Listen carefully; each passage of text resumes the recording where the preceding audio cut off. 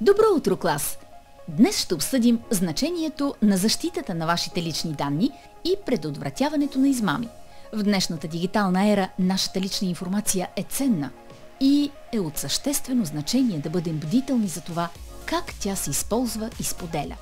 Независимо дали сте тинейджър, човек с увреждане или някой друг, разбирането как да защитите личните си данни и да разпознавате измами може да ви помогне да се предпазите от измами и кражба на самоличност. Така че, нека да поговорим.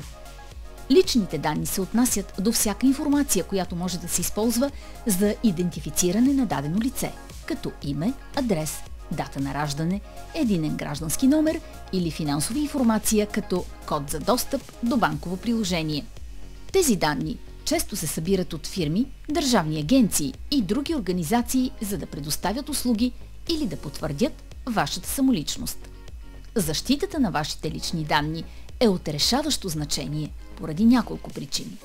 Първо, помага за предотвратяване на кражба на самоличност, когато някой използва вашата информация, за да се представя за вас и да извърши измама. Второ, гарантира вашата поверителност, тъй като неоторизирани лица не трябва да имат достъп до личната ви информация. Трето, предпазва ви от измами, тъй като измамниците често използват лични данни, за да подмамят хората да им дадат пари или чувствителна информация.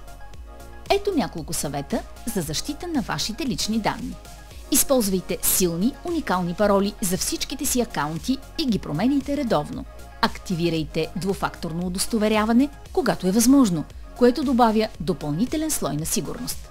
Бъдете внимателни при споделянето на лична информация онлайн, особено в социалните медийни платформи. Редовно проверявайте отчетите от банковата ви сметка за подозрителна дейност и замразете сметката, ако подозирате измама. Разкъсайте или изхвърлете по сигурен начин документи, съдържащи лична информация. Бъдете наясно с фишинг измами, които включват измамници, изпращащи фалшиви имейли или текстове, които изглежда идват от законни източници. Не кликвайте върху връзки и не предоставяйте лична информация в отговор на тези съобщения. Измамите идват в много форми, като лотарийни измами, инвестиционни измами, романтични измами и други. Ето някои неща, за които да внимавате.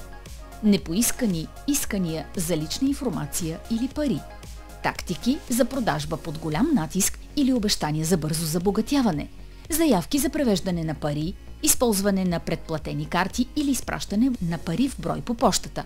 Печатни грешки или лоша граматика в имейли или текстове. Заплахи или агресивно поведение, ако откажете да участвате. Ако подозирате, че сте станали обект на измама, незабавно докладвайте на съответните власти. Това може да включва местни правоприлагащи органи и съответните агенции. Можете да звъннете и на телефон 112. Колкото по-рано съобщите за измама, толкова по-голям шанс имат следователите да проследят извършителите и да възстановят загубените средства. За ученици с увреждания може да е налична допълнителна подкрепа, която да им помогне да защитят личните си данни и да предотвратят измами. Това може да включва специализиран софтуер или помощни технологии. Свържете се с екипа за специална образователна подкрепа във вашето училище или регионален център за подкрепа на приобщаващото образование за повече информация.